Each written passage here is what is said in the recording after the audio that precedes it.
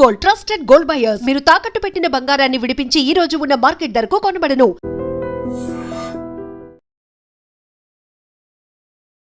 నమస్తే, నేను Kavitha. Welcome to I dream. H1B వీసాలు, ఇండియన్ ఎడ్యుకేషన్, దీంట్లో ప్రధానంగా వినిపించేది ఏది కరెక్ట్ డెసిషన్, ఏది వైస్ డెసిషన్ అవుతుంది, వేస్ట్ డెసిషన్, మనీ మీద మనం వేస్ట్ చేస్తున్నాము అనేటువంటి డెసిషన్.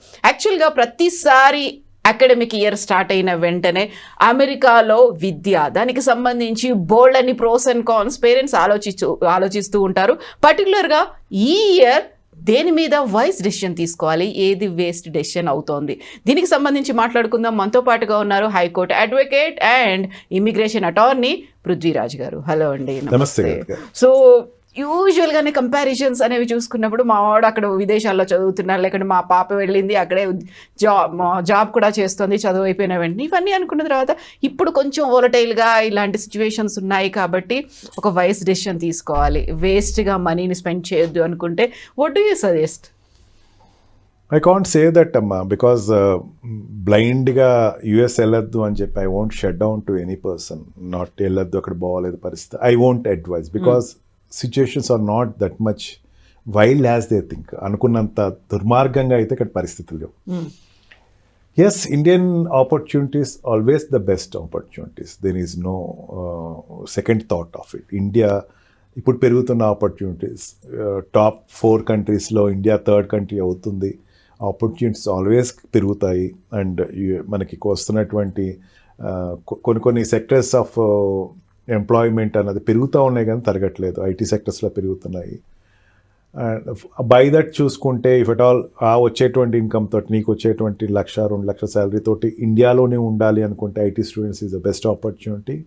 డాక్టర్స్ కూడా అవేర్నెస్ ఆఫ్ మెడిసిన్ పెరుగుతుంది.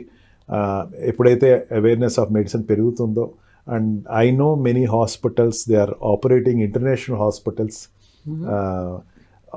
ఆఫ్రికన్ కంట్రీలో అబౌట్ 40 కంట్రీస్కి మీరు తెలుసో తెలీదో మీకు, Indian especially Hyderabad hospitals are the direct hospitals for the treatment. అందుకని వాటికి వల్ల ఇక్కడ హెల్త్ పెరుగుతుంది కానీ తరగట్లేదు. ఒకప్పుడు అంటే క్యాన్సర్ అన్నా లేకపోతే హార్ట్ సర్జరీస్ అన్నా సరే, ఓపెన్ హార్ట్ సర్జరీస్ అంటే యూఎస్ వెళ్ళేవారు. ఇప్పుడు అట్లా కాదు, ఇక్కడే జరుగుతుంది. మెడికల్ టూరిజం బాగా పెరిగింది, టూరిజం పెరిగింది. ఇండియాలో డాక్టర్స్కి ఆపర్చునిటీస్ పెరుగుతున్నాయి, సైంటిస్ట్కి ఆపర్చునిటీ పెరుగుతున్నాయి. And pharma sectors is becoming the number 1 sector in the world as of now. మనకి కోవిడ్ తర్వాత కోవిడ్ అడ్వాంటేజ్ తీసుకొచ్చింది ఇండియాకి. మనకి ఆ కోవిడ్ ఇంజెక్షన్స్, కోవాక్సిన్స్ ఇవన్నీ కూడా ఇండియాలో ఇదవటం వల్ల ఇక్కడ ఉండేటువంటి మెడికల్ సెక్టర్స్, ఫార్మా సెక్టర్స్ పెరిగినాయి. అన్ని రకాలుగా చూసుకుంటే India is becoming upcoming country for the development. Definitely ఇండియాలో ఆపర్చునిటీస్ బాగుంటాయి. కాకపోతే అబ్దుల్ కలాం గారు చెప్పినట్టు డ్రీమ్ ఫర్ ఫ్యూచర్ అన్నట్టు, ఒక డ్రీమ్ కనుక పిల్లవాడు కనుక తీసుకుంటే కనుక that I'm silent of it. నేను అమెరికా వెళ్ళాలి, బాగా సంపాదించాలి, అక్కడ ఫ్రీడమ్ అనేది, లిబర్టీ అనేది నేను ఎంజాయ్ చేయాలి, ఆపర్చునిటీస్ అనేది తీసుకోవాలా, ఎక్కువ శాలరీ తెచ్చుకోవాలంటే I don't discourage that person. Definitely go there to America, stay there for some time, please come back to the country. ఇండియాకి మాత్రం రండి ఖచ్చితంగా. Don't stay there forever. మీరు అక్కడే ఉండిపోవటానికి ఎక్కువ ఆలోచించకండి, ఇండియాకి రండి. మీరు వచ్చే టైంకి ఇండియా కూడా పెద్ద కంట్రీ అవుతుంది, నో డౌట్ ఆన్ ఇట్. ఇప్పుడు పెరుగుతున్నటువంటి రిసోర్సెస్ కావచ్చు, ఆపర్చునిటీస్ కావచ్చు, మనకి ఇండియాలో కూడా ఎక్కువ, మీరు వెళ్ళి వచ్చే టైంకి ఈక్వల్ కంట్రీ అవుతుంది. చిన్న ఎగ్జాంపుల్ చెప్తున్నాను కవిత గారు. ఒకప్పుడు ఇప్పుడు ఐఫోన్లో తీసుకుందాం. ఐఫోన్లో ఉండేటువంటి ఫోన్ ఏదైతే లేటెస్ట్ ఫోన్ ఏదైతే ఉందో, అక్కడ అమెరికాలో మార్కెట్ ఎవరికి ఉంటుందంటే ఇండియన్స్కి ఉంటుందట. లైన్లో నుంచి ఉంటారు, ఐఫోన్ రిలీజ్ చేసేటప్పుడు లైన్లో నుంచి ఉంటారు. ఆ లైన్లో ఎక్కువ మంది ఎవరు ఉంటారంటే ఇండియన్స్ ఉంటారట, to send back to India. లేకపోతే ఇండియన్స్ కొంటారట. లేటెస్ట్ టెక్నాలజీ ఏదైతే ఉందో ఇండియాలో అది కనపడుతుంది. ఒకప్పుడు అక్కడేదో వచ్చిన తర్వాత 4 years తర్వాత ఇండియా వస్తుంది, 3 years తర్వాత ఇండియా. నో, ఇప్పుడు ఈక్వల్గా వస్తుంది. ముందు ఇండియాలో వస్తుంది, తర్వాత అమెరికాలో వస్తుంది. ఆ సిచ్యుయేషన్కి వస్తుంది. And by that time we can say yeah, India is the great country. At present ఈక్వలిబ్రియంకి వెళ్తుంది. Little up and downs are there. And when this PG sectors develop, ఇప్పుడు మనం చదువుకునే డిగ్రీ సెక్టర్స్లో ఒకప్పుడు PG sectors compare to 2007 till 2025 అయితే 80% PG educations పెరిగినాయి అట్లా. Okay, PG and degree educations పెరిగినాయి. ఇది ఇంకా పెరుగుతుంది. ఇవన్నీ పెరిగిన తర్వాత ఏమవుతుందంటే హ్యూమన్ రిసోర్సెస్ పెరుగుతాయి. ఆటోమేటిక్గా జాబ్ ఆపర్చునిటీస్ వస్తాయి. ఆల్రెడీ అమెరికాలో అవి ఎక్కువ ఉన్నాయి ఆపర్చునిటీస్, కాబట్టి మనకి అది కొంచెం భూతల స్వర్గంలా కనపడుతుంది. అతి త్వరలో భారతదేశానికి కూడా సిచ్యువేషన్ వస్తుంది. ఆపర్చునిటీస్ వచ్చేసరికి మాత్రం ఇప్పుడు ట్రంప్ తీసుకున్న డిసిషన్స్ ప్రకారం H1B వీసా మీద వెళ్ళేటువంటి వాళ్ళకి, కొత్త వాళ్ళకి కొంచెం డిస్కరేజింగ్ ఉంటుంది. That is true. Without experience of salary, అంటే ఏదైనా సెక్టర్లో పనిచేయకుండా కొన్నాళ్ళు ఎక్స్పీరియన్స్ 2 years 3 years పనిచేయకుండా మీరు ఎక్కడికి వెళ్ళటానికి తను తీసుకోబోయేటువంటి H1B వీసా రిఫార్మ్స్ ఏదైతే ఉన్నాయో అవి మీకు హడ్డిల్ అవుతుంది. అంటే నీ శాలరీ ఎక్కడ ₹1 కోటి 2 కోట్ల రూపాయల వరకు ఉండాలి పర్ యానం. నువ్వు ఇక్కడ సంపాదించేది నేను 2 లక్షలు సంపాదిస్తున్నాను, అది కాస్త 24 lakhs అవుతుంది అంటే నీకు అక్కడ తీసుకునేటప్పుడు వీసా తీసుకునేటప్పుడు నీకన్నా కాంపిటేటర్ కూడా వస్తాడు, వాడికి వెళ్ళిపోద్ది. Lottery system is going to be stopped. ఫ్యూచర్లో లాటరీ సిస్టమ్ ఉండదని. ఇది ఆల్రెడీ ట్రంప్ అంతకుముందు తీసుకునేటువంటి ఒక డిసిషన్ లాస్ట్ మూమెంట్లో తీసుకుందాం అనుకున్నాడు, అవ్వలేదు. అది ప్రపోజల్ పెట్టాడు, బైడెన్ గవర్నమెంట్ అది ఒప్పుకోలేదు. Now he's about to take that. అది వస్తే కనుక కొంచెం ఎక్స్పీరియన్స్ తోటి వెళ్ళేటువంటి జాబ్ హోల్డర్స్కి మాత్రం బాగుంటుంది. Students no doubt America still is an open market for good opportunities. కాకపోతే బర్త్ సిటిజన్ మీద ఉండేటువంటి చర్చలు ఏదైతే ఉన్నాయో అవి అక్కడ కొంచెం వాళ్ళకి గ్రీన్ కార్డ్ హోల్డర్ కానీ సిటిజన్ కాకుండా అక్కడ బర్త్ సిటిజన్ అంటే వాళ్ళ పిల్లలకి సిటిజన్షిప్ ఇచ్చే అవకాశం లేదు. కాబట్టి ఫ్యూచర్లో అది కొంచెం ఇబ్బంది ఉంటుంది. అంటే దిస్ H1B వీసా మీద మాత్రమే ఉండి గ్రీన్ కార్డ్ రాని వాళ్ళు, లేకపోతే అక్కడ సిటిజన్షిప్ రాని వాళ్ళకి మాత్రం వాళ్ళ పిల్లలకి సిటిజన్షిప్ రాదు. అందుకే ఏమవుద్దంటే అమ్మ ఇక్కడ కవిత గారు ఎంఎస్కి వెళ్ళే వాళ్ళు 24-25 వాళ్ళు వెళ్తారు, 24+ ఉన్నవాళ్ళు వెళ్తారు. 23 వెళ్ళిన వాళ్ళు గుడ్, వాళ్ళకి మాత్రం ఈ ప్రాబ్లం లేదు. 24-25 వెళ్ళిన వాళ్ళు మ్యారేజ్ చేసుకుంటారు. H1B ఎప్పుడు వస్తుంది? విత్ H1B మీద ఫ్లోట్ అయ్యేది ఎన్నాళ్ళు ఉంటారు? ఒక 3 years ఫ్లోట్ అవుతారు. ఈ లోపల పిల్లలు పుడితే వాళ్ళు బర్త్ సిటిజన్షిప్ రాదు.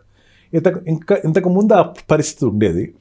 అది ఎప్పుడైతే రిమూవ్ అయిందో కొంచెం సాడ్ అండ్ సిచ్యుయేషన్. వాళ్ళు 30 years అంటే 27-30కి వచ్చేసరికి గ్రీన్ కార్డ్ వస్తే కనుక అప్పుడు పిల్లలు ఉంటే వాళ్ళకి బర్త్ సిటిజన్షిప్ వస్తుంది. ఈ రెగ్యులేషన్ దగ్గర మాత్రం ఇండియన్స్కి డిస్కరేజింగ్ ఎక్కువ ఉంది. ఇది వరకు అక్కడ వెళ్తే చాలు, టూరిస్ట్ కింద వెళ్ళినా లేకపోతే ఎట్లా వెళ్ళినా సరే అక్కడ పిల్లలు పుడితే వాళ్ళకి సిటిజన్షిప్ వచ్చేస్తుంది అన్నది. As of now it is close, that door is closed. To some extent courts are stay వరకు ఇస్తున్నాయి, కానీ లాంగ్ టివ్ అయితే ఇస్తాయని మాత్రం నాకైతే నమ్మకం లేదు.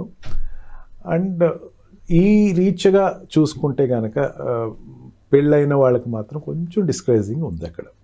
ప్లానింగ్ వాళ్ళకి గ్రీన్ కార్డ్ వచ్చిన తర్వాత ప్లానింగ్ ఉన్న వాళ్ళకి నేను I'm silent of it. But H1B visa మీద పిల్లలకైతే ఇండియన్ సిటిజన్షిప్పే కంటిన్యూ అవుతుంది. అక్కడ మాత్రం కొంచెం ఆ డిఫికల్టీ ఉంది. అండ్ డబ్బులు సంపాదించే విషయంలో మాత్రం there is no second alternative. ఖచ్చితంగా వాళ్ళ వేజెస్ ఎక్కువే ఉంటాయి, వాళ్ళ లైఫ్ బాగుంటుంది, ఆపర్చునిటీస్ బాగుంటాయి. ఇంకో కంపెనీకి షిఫ్ట్ అయినా సరే, లే ఆఫ్ అన్నది అక్కడ నడుస్తున్నా సరే, still there is a hope that employment is great there. But ఇప్పటికి వేస్ట్ ఆఫ్ మనీ ఇలాంటివన్నీ ఆలోచించాల్సిన అవసరం లేదు. ఒక వైస్ డెసిషన్ మాత్రమే తీసుకుంటున్నారు. ఐదర్ ఇట్ మేబీ US కావచ్చు, ఇండియా కావచ్చు, ఏదైనప్పటికీ. అండ్ మీరు చెప్పింది ఒక మేధో సంపత్తి ఇప్పటిదాకా అక్కడికి తెరలేలిపోయింది. ఎవరైతే అక్కడ చక్కగా ఎస్టాబ్లిష్ అయిపోయారో దే ఆర్ మేకింగ్ మనీ, రండి మన దగ్గరకు వచ్చి పెట్టుబడులు పెట్టండి అనేది this is the statement given by PM Modi. కాబట్టి సో ఆ విల్లింగ్నెస్ అనేది కూడా కనిపిస్తుందా? పెరుగుతుందమ్మా. ఇప్పుడైతే I have seen some of my clients, when they are of citizen or green card holders, వాళ్ళని కొంచెం వీసా ప్రాసెస్లో ఎయిర్పోర్ట్స్లో ఇబ్బందులు పెట్టడం జరుగుతుంది. ఇన్నాళ్ళు మీరు ఇండియాలో ఎందుకున్నారు, మీరు ఇక్కడ రావట్లేదు ఏంటి, కొంచెం ఇమిటేషన్ స్టార్ట్ అయినాయి. ఎస్, తన కాల్ అయితే ఇప్పుడు గవర్నమెంట్ కాల్ ఎవరైతే వాట్ వి కాల్ సైంటిస్టులు కానీ వాళ్ళందరూ వెనక్కి రమ్మంటున్న కాల్కి అయితే రెస్పాన్స్ అయితే ఉంది.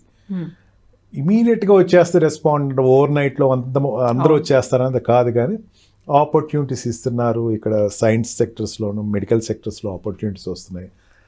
మెడికల్ సెక్టర్లో అయితే చాలా ఎక్కువ మంది వస్తున్నారు అమ్మ, నాకు తెలిసినంత వరకు. డాక్టర్స్ అయితే చాలామంది అక్కడి నుంచి ఇక్కడికి వస్తున్నారు, ఇక్కడ హాస్పిటల్స్లో. ఇప్పుడు మెడికల్గా చెప్తానికి very recently I have seen a person, ఆయనకి ఏదో he got some accident for which ఆయనకి ఫ్రాక్చర్ ఏదో అయింది. He came back to India.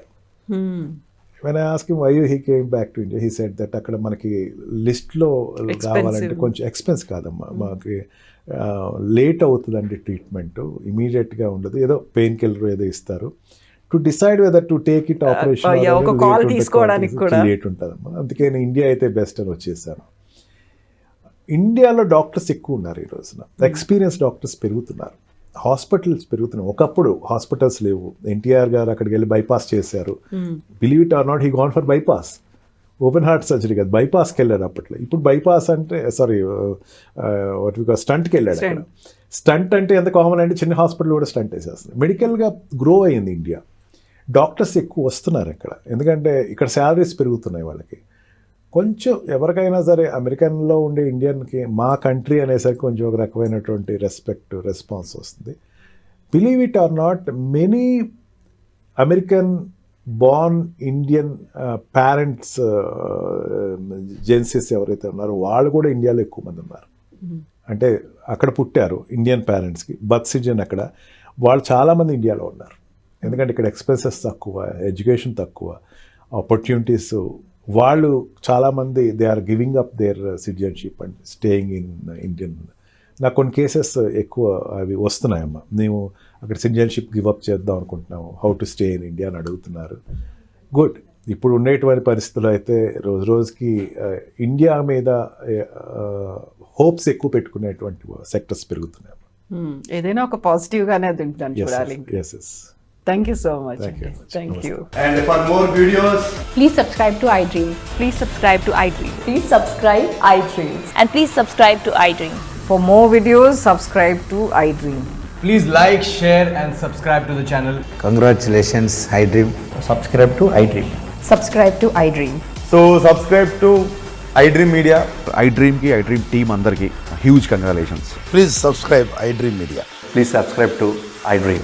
Subscribe iDream. Please subscribe to iDream. iDream అంటే నా కళల ఛానల్ను సబ్స్క్రైబ్ చేసుకున్న నోరు తిరుగుతలేదు, మీరైతే గంట గుర్తు కొట్టండి. For more such videos, please subscribe to iDream. Subscribe to iDream. Please subscribe to iDream. Please subscribe iDream Media. Please do subscribe to iDream. Please subscribe to iDream Media. For best entertainment and information, please subscribe iDream. And don't forget to subscribe to iDream.